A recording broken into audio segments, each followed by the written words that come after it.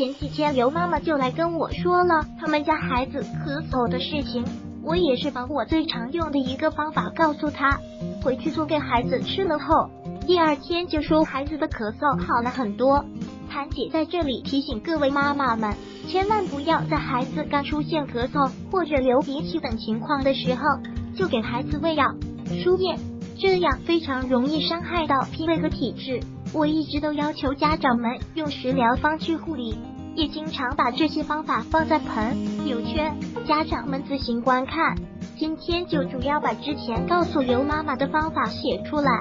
洋葱水，1. 把洋葱洗干净去表面，很多人很怕切洋葱，因为会一边切一边流眼泪。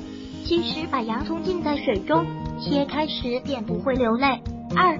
把整颗洋葱浸在水中，用刀快手切开约6片。3. 把已切好的洋葱放在碗里，不用加水。4. 连碗带洋葱反转放在碟上。5. 煮滚水后，把洋葱放在蒸架上，用中火隔水蒸。6. 蒸30分钟，碟上淡紫色的便是洋葱水。7. 把洋葱水倒出来便完成。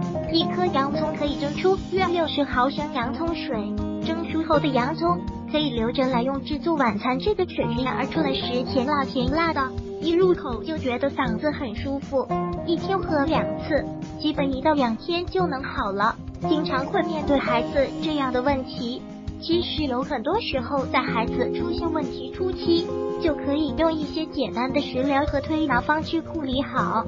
但很多家长却总会先用各种药物去护理，这样只会导致孩子们的体质越来越差，但是问题还是不见好。我自己有2个孩子都是用这类的方法护理好的，现在身体非常好。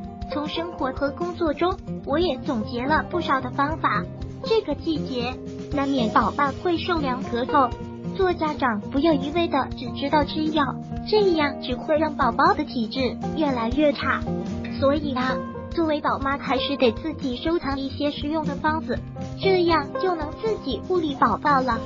色的，不爱吃饭的，还有宝宝风寒咳嗽冰糖金桔，风热咳嗽枇杷叶水，发烧香菜汤，是鸡内金水，腹泻猪苹果等，都是可以自己在家调理好的，方法都特别简单，都是些常见的水果蔬菜组成的。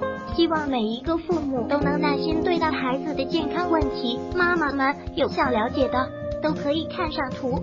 如果喜欢本视频，请分享并订阅本频道。